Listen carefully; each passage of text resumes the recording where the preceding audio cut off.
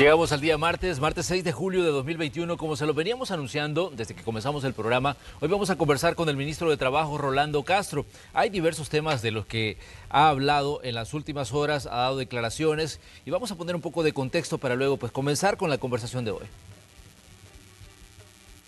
Tras una reunión con el sector empresarial y laboral que integra el Consejo Nacional del Salario Mínimo, el gobierno anunció que logró la aprobación de la propuesta de un aumento del 20%. El ministro de Trabajo, Rolando Castro, en conferencia de prensa este lunes, descartó que vaya a existir un incremento en los precios de la canasta básica, ya que el gobierno ha tomado medidas paralelas al aumento al salario mínimo. Señaló que a través de un subsidio que maneja Bandesal, el gobierno apoyará a las micro, pequeñas y medianas empresas que aumentarán el salario a sus trabajadores. Indica que existen las condiciones adecuadas para incrementar el salario a los salvadoreños y añadió que no se puede generar despidos. Además, afirmó que con este incremento los trabajadores pueden cubrir parte de la tasa de vivienda. Sostuvo que en cuanto salga la publicación en el diario oficial, el Ministerio de Trabajo saldrá a hacer inspecciones para el cumplimiento del incremento. Durante la conferencia que brindó ayer, el ministro informó su decisión de renunciar a su visa para entrar a Estados Unidos, pues a su criterio, el haberlo incluido en la lista Engel demuestra que dicho documento es poco transparente y no abona al combate de la corrupción. Esta mañana conversaremos sobre este y otros temas con el ministro de Trabajo, Rolando Castro. Bienvenidos a la entrevista de Hechos AM. Así es, este día martes le damos los buenos días al ministro de Trabajo, Rolando Castro, que está con nosotros aquí en Hechos AM. Ministro, buenos días, un gusto saludarle y un gusto recibirle en este espacio. Todo el gusto es mío, Manuel, gracias por la invitación y acá estamos siempre a sus órdenes. Ministro, como en los últimos días hemos hablado mucho sobre el tema del salario mínimo, nos gustaría conocer su opinión respecto a situaciones que se han originado a partir del anuncio y la propuesta que hizo el presidente de la República y que envió al Consejo Salvadoreño del Salario Mínimo, que ya fue aprobada un incremento del 20% a partir del mes de agosto. Pero algunos sectores aseguran que ese incremento no es suficiente para cubrir las necesidades que tienen en este caso las personas trabajadoras que devengan y que devengan este tipo de ingresos. ¿Qué dicen ustedes como ministerio, considerando que usted decía que es uno de los incrementos más importantes que se ha hecho en la historia reciente de El Salvador? Sí. No, primero, nosotros tenemos datos estadísticos, nomás llegamos al ministerio, creamos la unidad de inteligencia del mercado laboral, Manuel, para tener datos, porque el ministerio nunca tenía datos.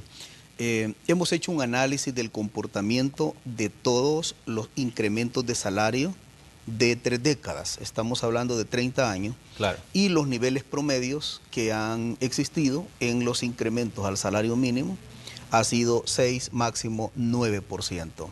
Eso han sido los datos históricos que tenemos. Y prueba de ello, de que por ese comportamiento histórico, es que El Salvador ha estado en los salarios mínimos más paupérrimos de la región.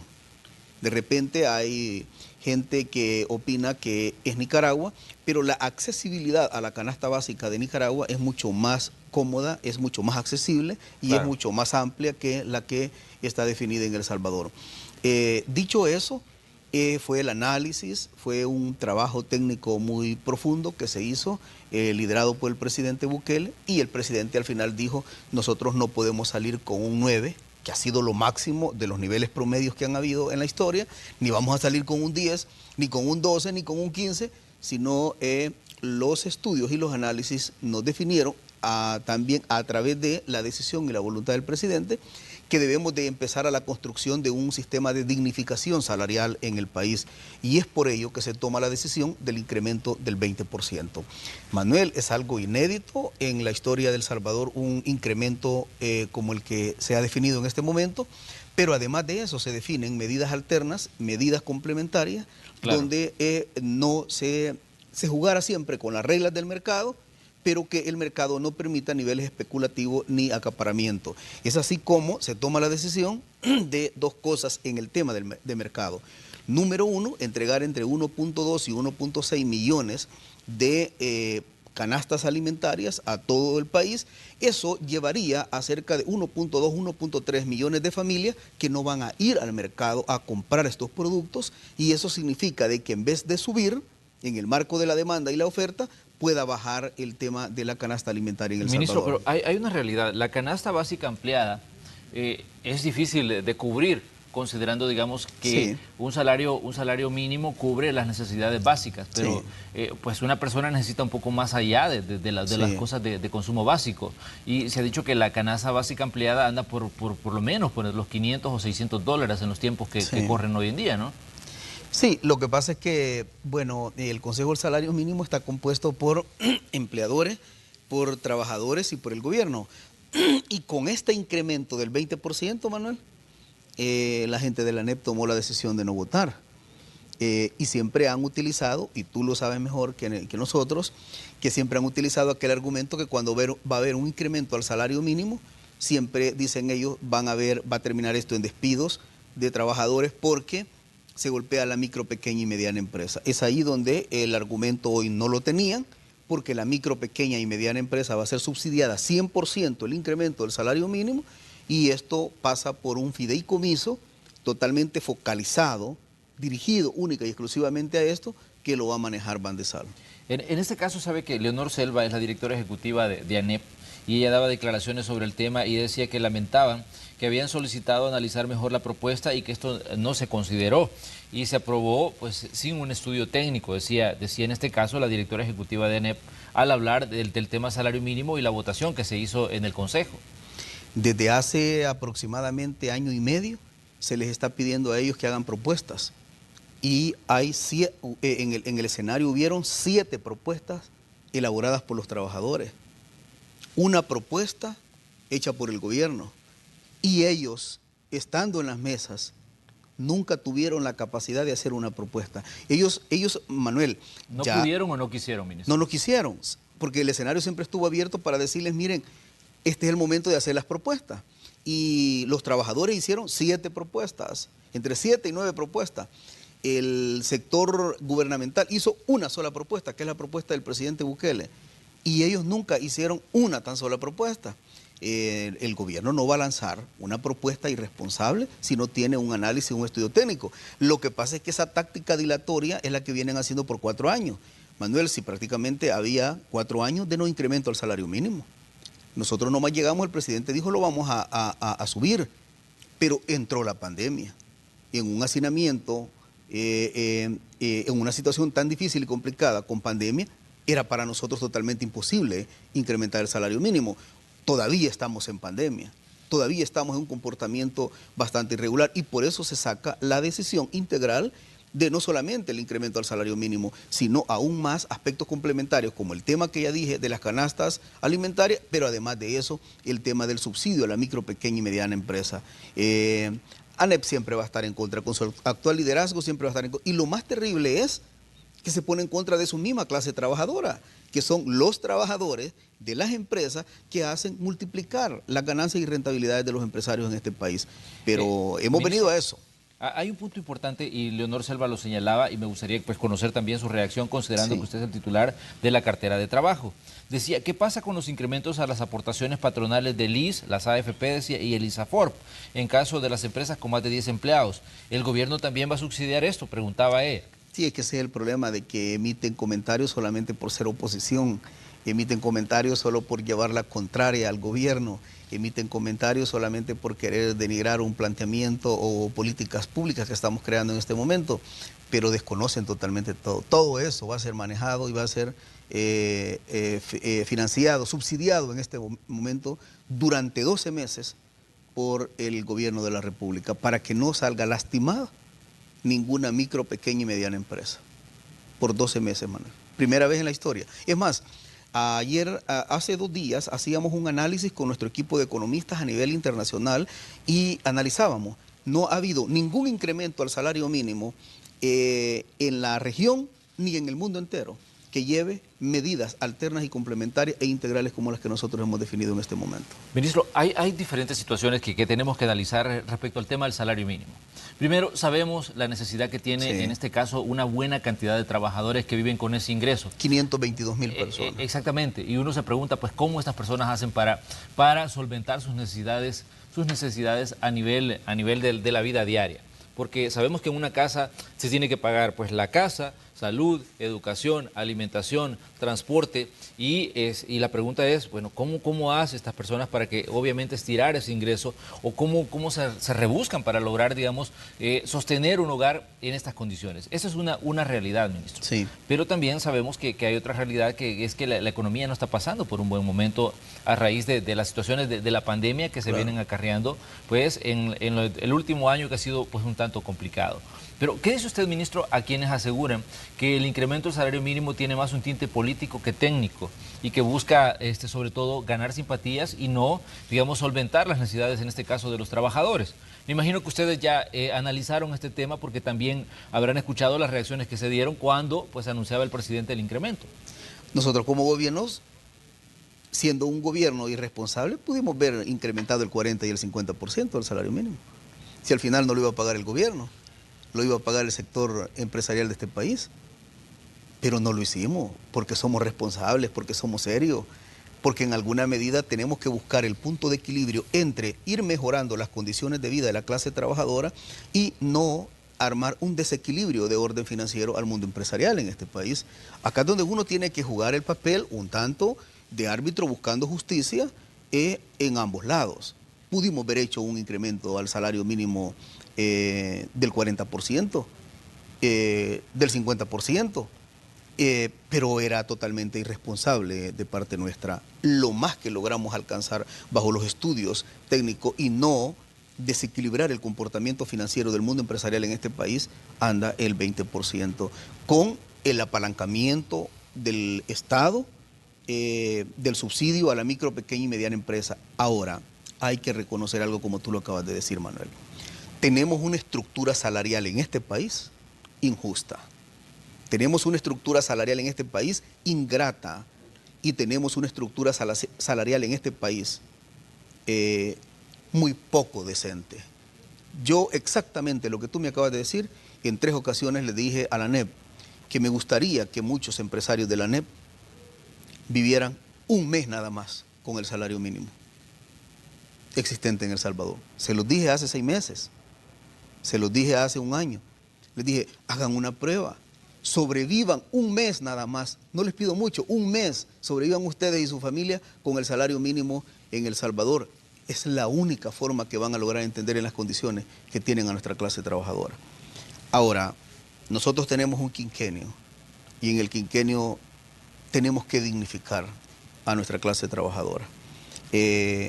Yo me siento orgulloso, Manuel, porque estando en el Ministerio de Trabajo, bajo el liderazgo del presidente Bukele, es el incremento al salario mínimo más decente de toda la historia que ha habido.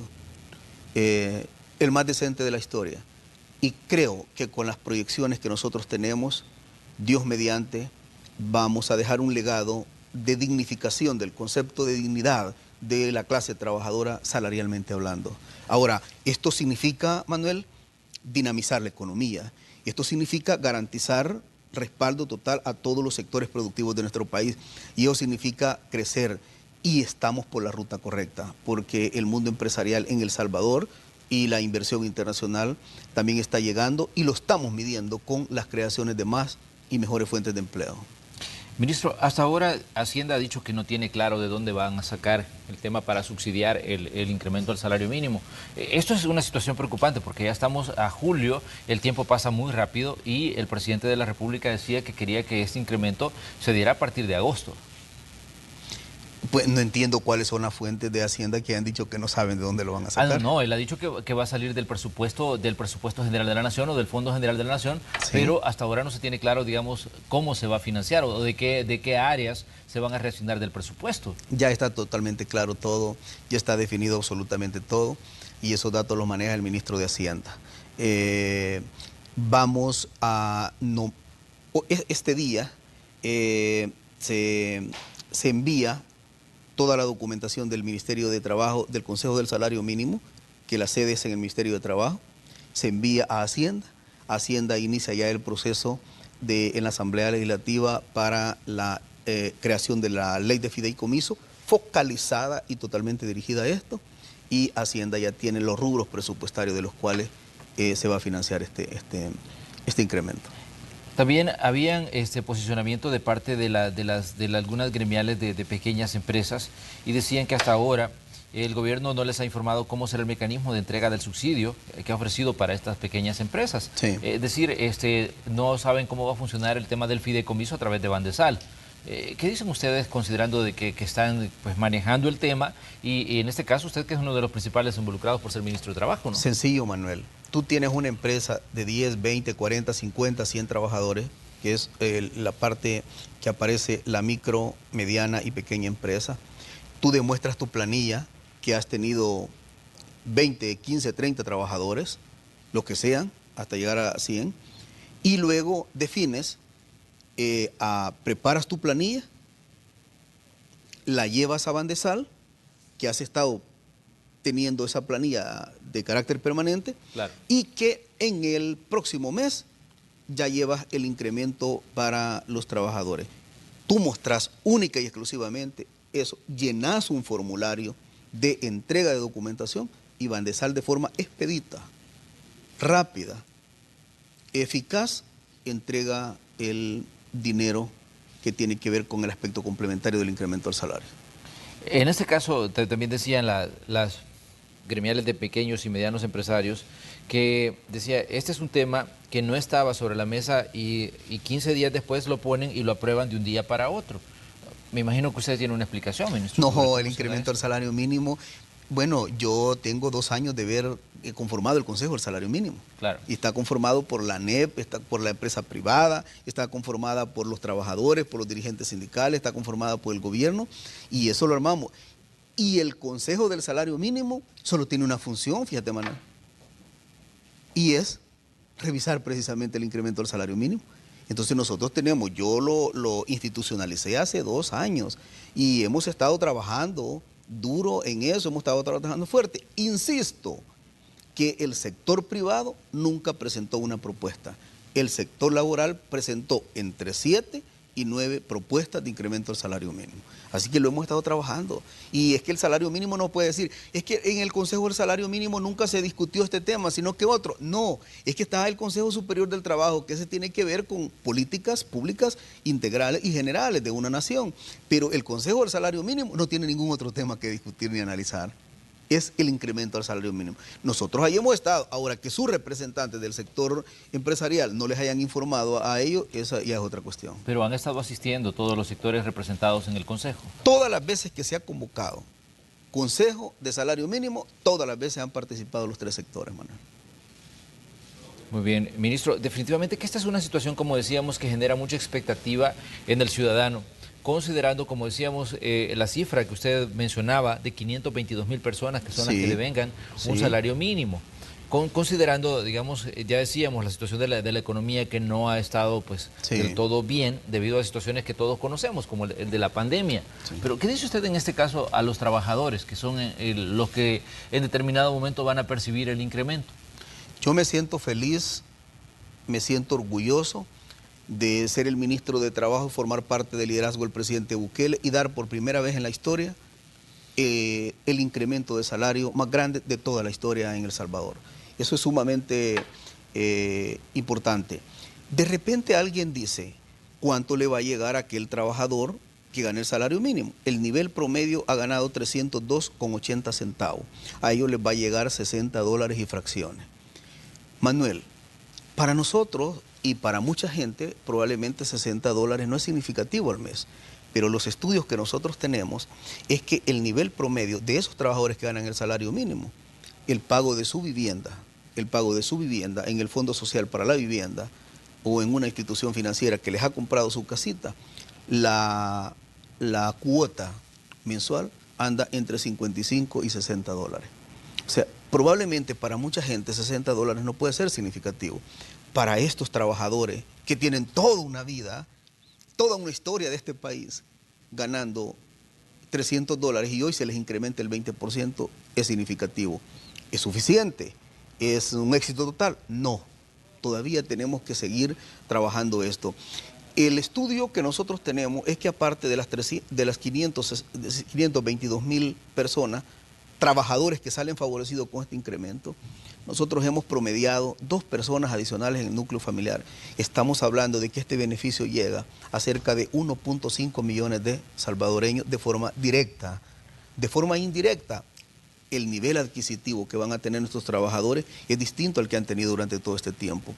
Incluso eso va a afectar de forma positiva las mismas proyecciones de crecimiento de PIB en El Salvador, porque va a haber dinamización económica. Lo que no han logrado entender los empresarios en este país es que en la medida que los trabajadores tengan salarios dignos, justos y cada día tengan un mejor ingreso salarial, la misma economía va a dinamizarse.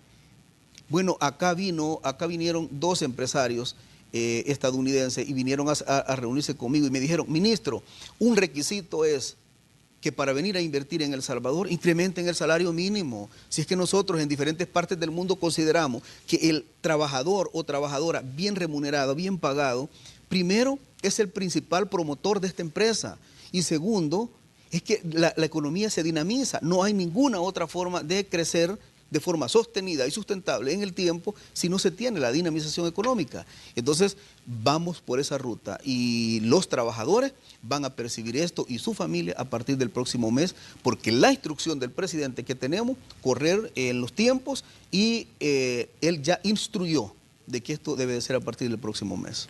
Ministro, el anuncio que hacía el presidente de la República hablaba de un subsidio que va a comenzar en agosto y se va a mantener hasta 2022. Sí. Pero una de las interrogantes es cómo hacer para que, digamos, o verificar que esto pues se cumpla más allá de 2022, porque es ahí donde termina el subsidio que va a dar el gobierno para el incremento del salario. ¿Consideran ustedes que las empresas ya van a tener las condiciones para poder asumir, las pequeñas, las medianas, las microempresas van a tener la capacidad de asumir ese incremento ya a partir del otro año? Y por eso se definió eso, porque siempre la petición de la micro, pequeña y mediana empresa dice, solo regálennos una palabra, gobierno, una, que se llame predictibilidad.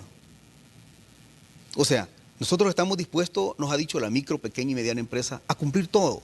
Solamente regálennos esa palabra, que se llame predictibilidad. Entonces al final nosotros planteamos, tiene razón, porque no es lo mismo hacer un cambio en el tema financiero, una empresa grande, que esta micro, pequeña y mediana empresa. Y en nombre de esa predictibilidad es que hemos otorgado el subsidio durante todo un año. Es más, pudimos verlo hecho durante 6 meses y eso suponía un replanteamiento ya de orden estratégico y planificación empresarial para cubrir esto, pero no pensamos en 6 meses, pensamos en 12 meses. En esos 12 meses todo nuestro tejido productivo debe de planificar los compromisos que vienen sobre el salario mínimo. Como decíamos, este es un tema que le interesa pues a muchas personas que están pues pendientes de este incremento al salario mínimo y que va a entrar pues en vigencia a partir del mes de agosto. Por lo menos eso es lo que planteó el presidente de la República, eso es lo que ya está aprobado y que definitivamente pues genera pues mucha expectación a nivel de toda la población. Vamos a ir a una pequeña pausa comercial, pero cuando regresemos vamos a continuar conversando con el ministro de Trabajo, Rolando Castro. Continúe con nosotros, volvemos enseguida.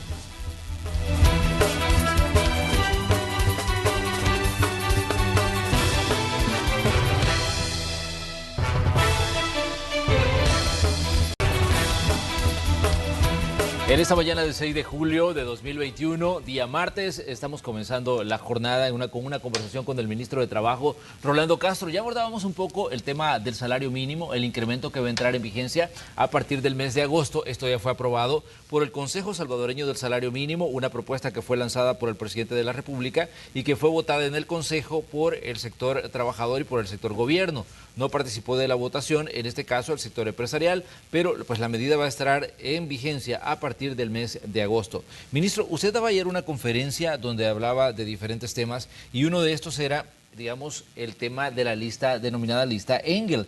Usted decía que renunciaba a la visa para viajar a Estados Unidos y esto pues generaba diversas reacciones en redes sociales y alguna gente decía que cómo se puede renunciar a algo que ya le habían quitado.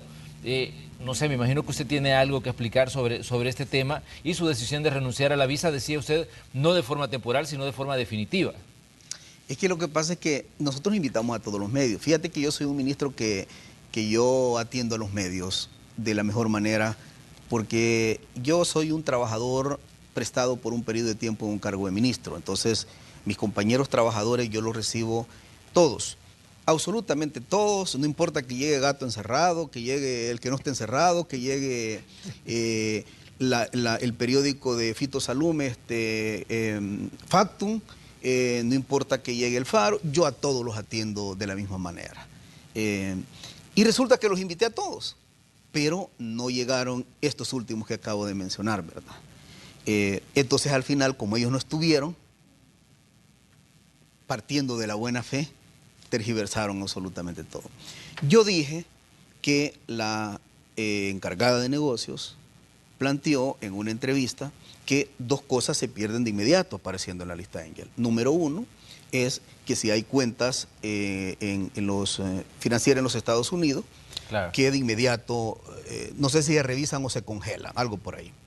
Pues este ministro, ni en Estados Unidos, ni en ningún banco del mundo tengo, porque yo he sido un asalariado y sigo siendo y me sigo considerando un asalariado. Y en este gobierno exactamente solo cobramos lo que aparece en planilla. No somos ministros ni diputados como los anteriores, que no les importaba llegar la fecha de pago porque el sobresueldo era el que estaba por encima de todo. Nosotros sobrevivimos, yo sobrevivo directamente de un salario. Entonces, no tengo ese tipo de problemas. El otro caso que explicó la encargada de negocios es que pierde automáticamente la visa. Fíjate que yo hacía cuenta. Yo tengo 6 años de tener la visa, Manuel.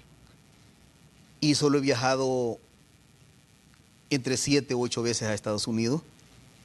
Y uno ha sido porque fui con mi familia.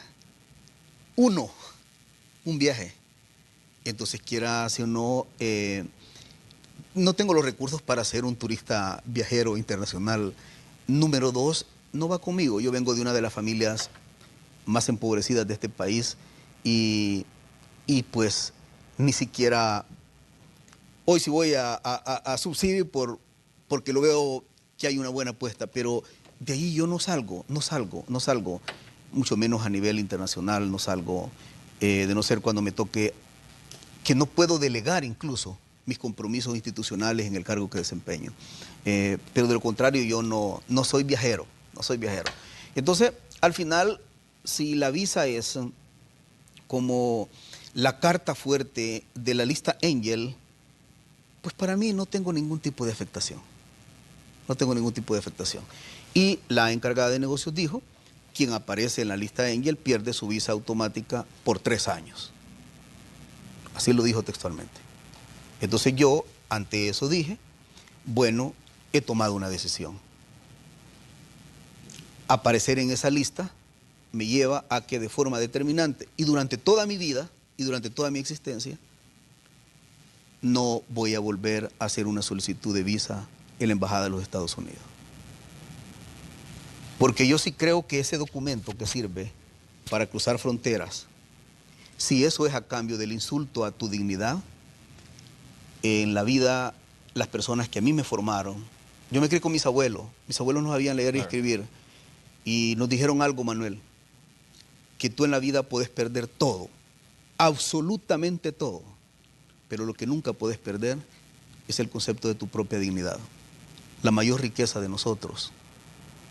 Los que hemos nacido en cunas humildes, la mayor riqueza y la más grande de nosotros es la dignidad. Entonces yo no voy a volver a adquirir, durante Dios me preste la existencia en esta vida, una visa de los Estados Unidos, porque no el pueblo de los Estados Unidos es un pueblo al que yo le estaré todo el tiempo agradecido por su espíritu incluso de solidaridad que ha tenido con nuestro El Salvador. Pero haberme incluido solamente por influencias de grupos internos y externos, donde incluso está Douglas Farah involucrado en esto, haberme incluido, creo que han insultado la dignidad de una persona que nunca debió haber estado en una lista como esa. Ministro, específicamente el señalamiento que se le hace a usted en esta denominada lista Engel, dice haber obstruido investigaciones sobre casos de corrupción y haber socavado los procesos o las instituciones democráticas con el fin de dañar a opositores políticos. ¿Cuál considera usted que es el fundamento que tiene esto para digamos, entender un poco el señalamiento que se le hace a usted? O por lo menos, ¿dónde encuentra usted, digamos, la base de esto que se le está señalando? Qué bueno que tú lo pones en contexto.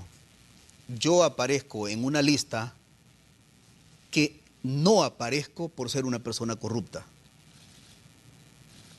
Tal como tú lo acabas de decir. Dice el señalamiento que es por haber obstruido investigaciones sobre casos de corrupción. Obstruido investigaciones sobre casos de corrupción. No sé, no tengo idea.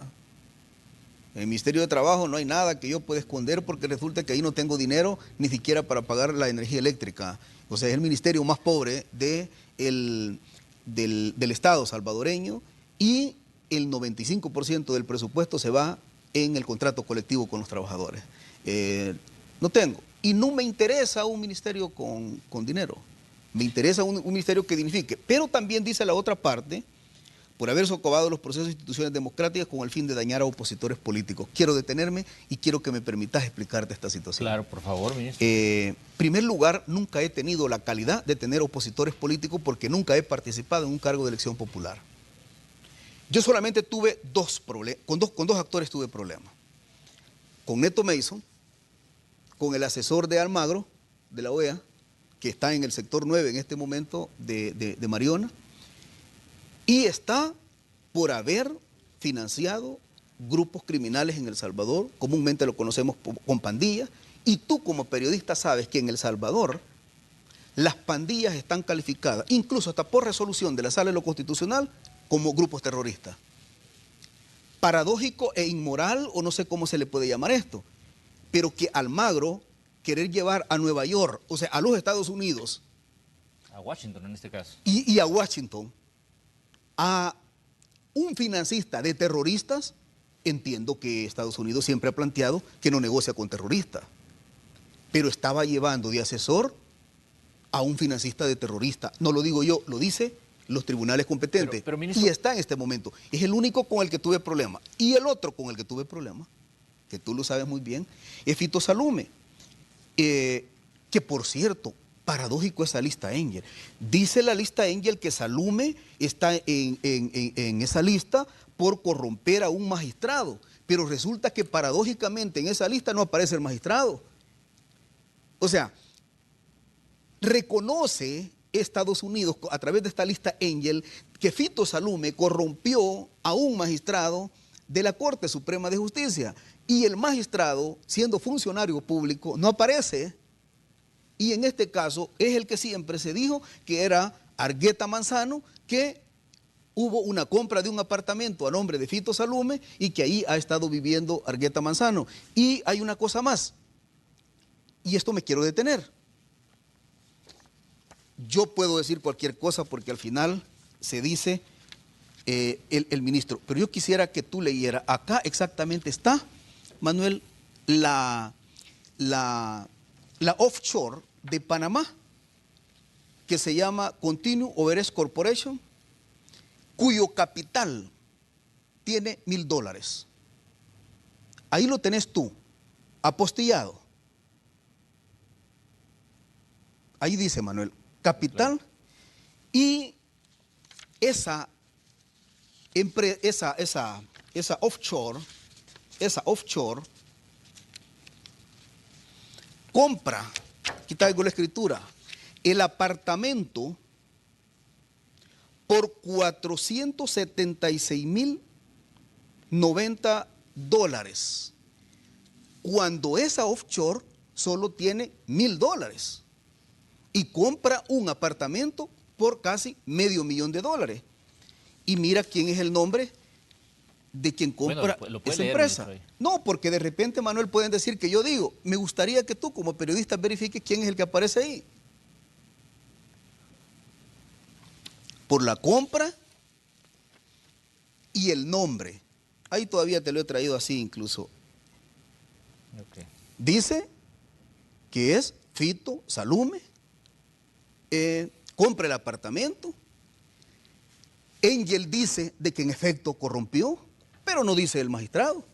Y el magistrado era funcionario público. Pero ministro, de hecho, bueno, la encargada de negocios de la Embajada de Estados Unidos decía que esta no era una lista definitiva, que podían en determinado momento publicar más. Sí, pero ¿por qué no lo publicaron si el caso ahí está consolidado? Y es más, dice que Fito es por eso. Y si Fito es por eso, porque compró la voluntad de un magistrado, ¿por qué aparece el corruptor y no aparece el corrupto entonces? Te voy a decir lo siguiente, la lista Angel no es para dar a conocer casos de corrupción. Si fuera para dar a conocer casos de corrupción, ¿dónde está Tony Saca, que incluso está condenado en este país, y por qué no aparece en la lista Angel? ¿Por cuánto ha sido judicializado el caso de Saca? Por 350 millones de dólares, que recientemente acaba de quedar capturada y detenida su esposa por encontrarla culpable ante los tribunales de este país, y aparece en la lista Angel. ¿Dónde aparece Alfredo Cristiani, que saqueó prácticamente la banca de este país? Donde aparecen esos diputados corruptos y ministros corruptos de gobiernos anteriores que hicieron uso de los sobresueldos. ¿Dónde está un delincuente asilado que tenemos en Nicaragua en este momento, que está judicializado por más de 350 millones de dólares? ¿Dónde aparece en la lista Angel? La lista Angel para nosotros es una lista con muy poca credibilidad, más lo vemos que es parte del tablero de la geopolítica internacional. Y una cosa, a mí me incluyen, como tú muy bien lo dices, no es por acto de corrupción, sino precisamente, esos son los dos oponentes políticos que yo he tenido, si le querés llamar oponentes políticos, esos son. O sea, este ministro lo que ha trabajado es en combatir firmemente a los corruptos de cuello blanco, y por combatir a los corruptos de cuello blanco, personas asalariadas, lobistas, como por ejemplo Douglas Farah y otro equipo más que trabajan acá. Y te voy a decir algo, ¿y qué credibilidad tiene el 100% solo que es una lista porque es de los Estados Unidos? ¿Qué credibilidad tiene? Son los 10 mandamientos de la ley de Dios. Falso.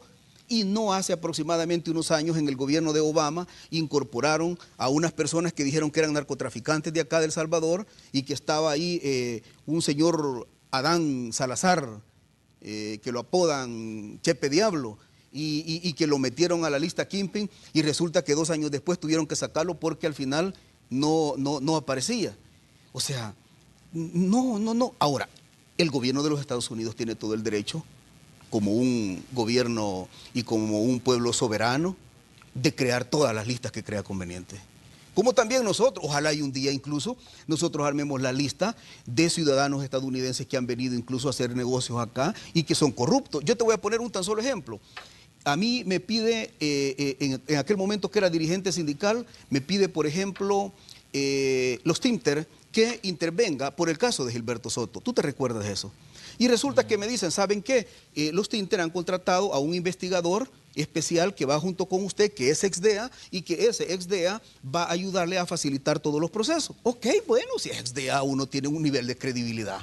Y resulta que venimos a unas entrevistas y el entrevistador nos preguntaba, pero mire, ¿y qué pasa con el caso del atentado de Gilberto Soto? Es que fíjese que pasa esto y esto, y bueno, pues nosotros queremos que se aclare esta situación. Y salía el ex-DEA y le preguntaban, ¿y usted qué opina? ¿Cómo va el caso de Gilberto Soto? Ay, que Chepe Diablo es narcotraficante.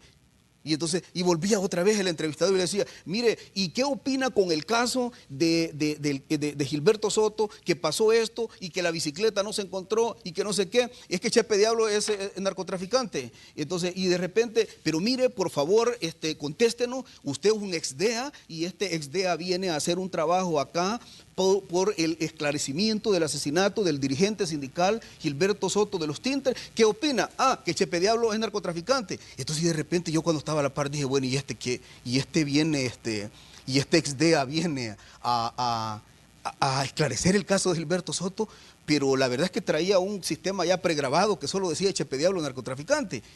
Y de repente me doy cuenta que ese ex-DEA pagado por Fito Salume.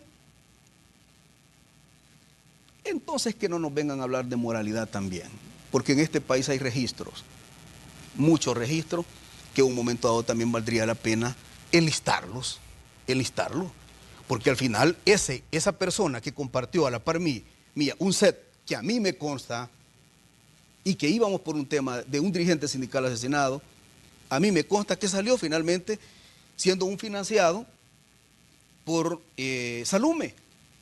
Entonces, ¿de qué solvencia moral vienen a hablar a veces? Ojalá y nosotros enlistemos también una lista de corruptos de Estados Unidos que vienen precisamente en esas condiciones. Pero de todas formas, yo respeto Manuel, lo que hayan hecho ellos. Yo solo voy a hacer lo siguiente, a mí solo me interesa una cosa.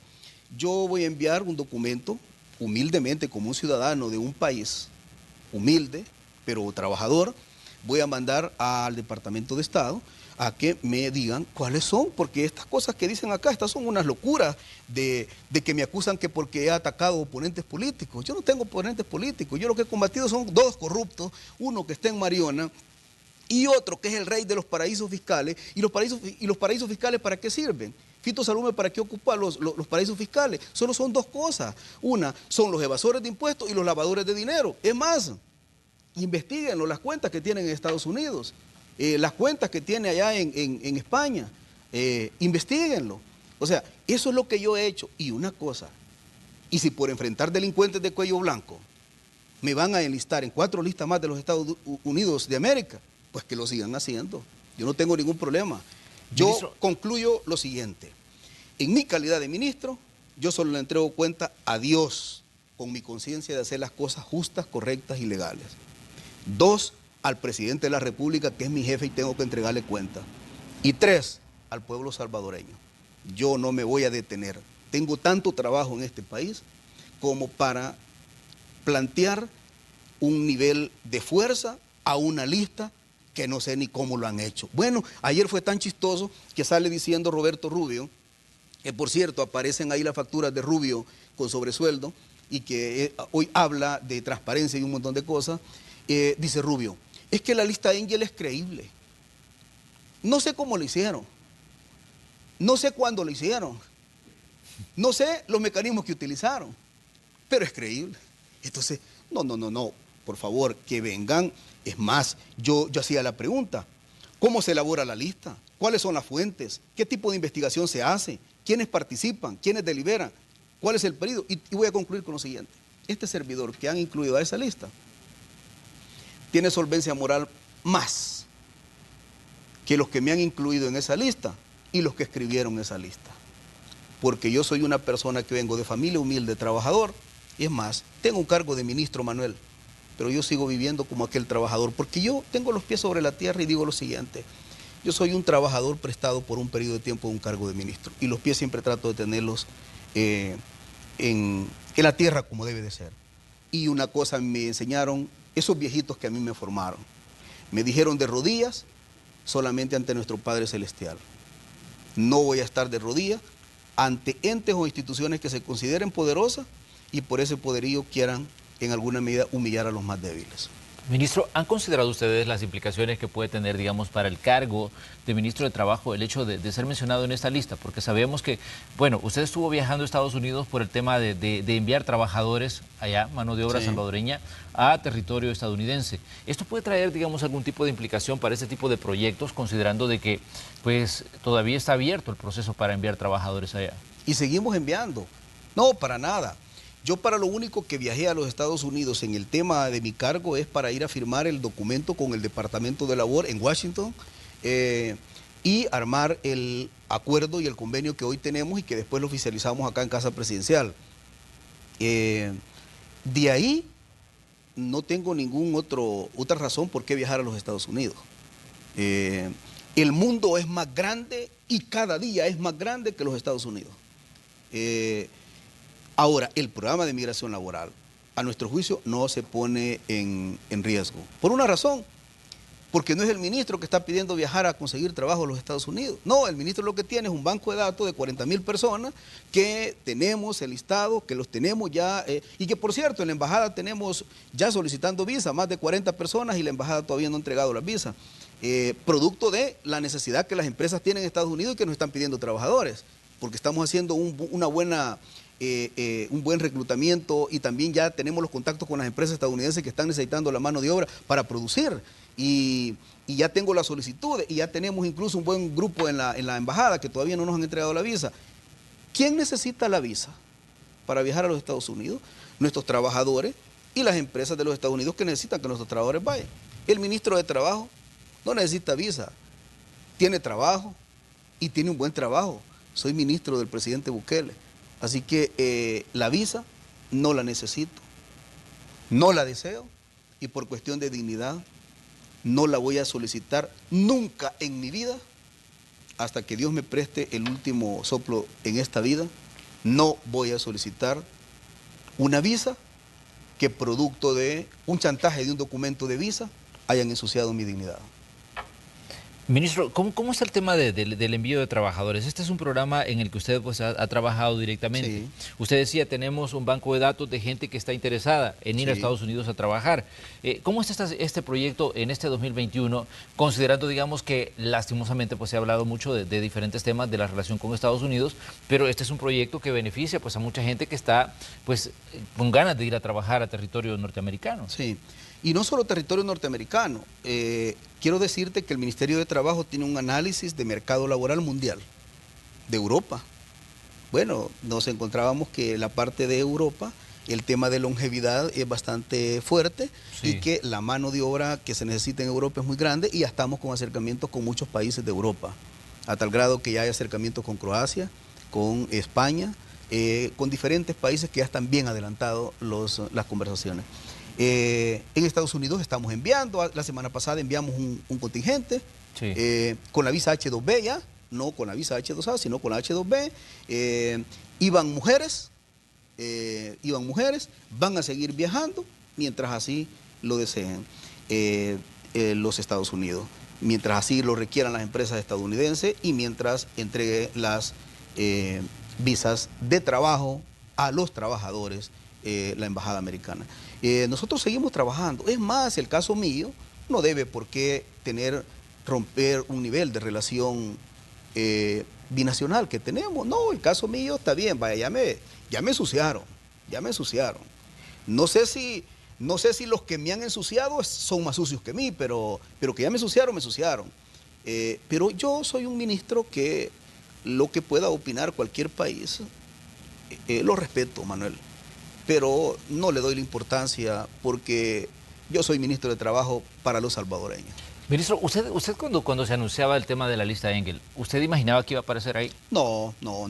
Manuel, yo sí, bueno, te voy a decir algo, que es por primera vez que lo voy a decir. Pero un día platicando con mi equipo de seguridad, porque igual he enfrentado a un financista de pandillas y he enfrentado a este gángster del rey de los paraísos fiscales, que es Salume. He enfrentado poderosos, ando seguridad. Además, por mi cargo ando seguridad. Pero en una oportunidad me decía, ando seguridad, que ya tiene mucha confianza conmigo. Ministro, ¿y usted cuándo se va a cambiar de casa? Porque resulta que esta casa no parece casa de ministro. O sea, y sonriéndose porque uno de mis colaboradores que trabaja conmigo, su casa es más bonita que la mía. Yo sigo siendo esto, Manuel, y lo voy a seguir siendo. Manuel, ¿y de qué te sirve ese montón de gente corrupta que hoy los estás viendo, que incluso se están muriendo en las cárceles, pues? ¿Y de qué sirve de que el día de mañana tengan dinero y posteriormente matan y asesinan civil y políticamente a su familia? No, yo soy aquel ministro que un día de esto venía de La Paz, de Zacatecoluca, y estaba un chalet en la calle y yo traía hambre y yo me detuve y comí con mi equipo allí y salieron unas personas que me conocieron y empezaron a tomarme fotografías y me preguntaron que por qué estaba comiendo ahí, porque yo sigo siendo el mismo Rolando Castro que he conocido. No, mira, Manuel, ¿por qué hablo en estas condiciones frente a tus cámaras y ante el pueblo salvadoreño? Porque soy una persona que no tengo ni techo ni piso de vidrio. Yo soy una persona, lo que siempre he demostrado. Es más, incluirme en esto, con este argumento, en ningún argumento dice ahí que yo soy corrupto. En ningún argumento dice que yo he hecho esto. En ningún momento dice esto. Dice que es por la obstrucción sobre casos de corrupción, no sé cuáles son. Y dos, dice que por enfrentar a estos pobres oponentes políticos, que uno está en el sector 9 y que el otro es el rey de los paraísos fiscales y de evasores de impuestos.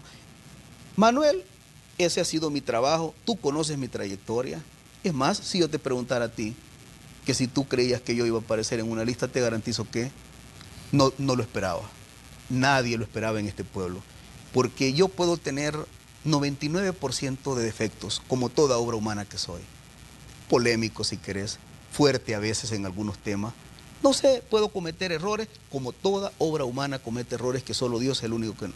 Pero una cosa, corrupto ni nada que se parezca, nada cercano a mí sobre eso. Aquí se equivocó. Pero ministro, cuando hablan de, digamos, de obstruir procesos de investigación, esa es una situación que obviamente pues llama la atención porque uno se pregunta qué procesos pues, se puede haber interrumpido en este caso, ya sea en su trayectoria como sindicalista o en su trayectoria como ministro. Pues no lo sé.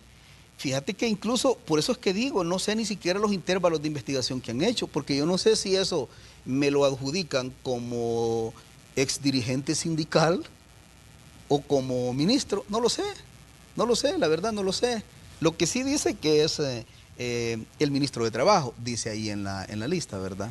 Que es el ministro. Y que por cierto la lista dice de que parte de la fuente son los datos periodísticos. Entonces ya me imagino, el dato periodístico y la fuente del Departamento de Estado es Gato Encerrado, Factum, El Faro y la caja de resonancia magnética de estos tres élites y de Diario 1, la prensa gráfica. Me imagino que esas son las grandes referencias del trabajo investigativo que tiene el Departamento de Estado. Pero de todas formas, mira, si me preguntas a mí, y lo hemos analizado como gobierno, esa lista es insignificante para nosotros. A los corruptos se están procesando. Y ¿no te llama la atención que, por ejemplo, de repente no aparezca, o sea que los gobiernos de AREN y del FMLN para Angel no existen? Nunca hubo corrupción.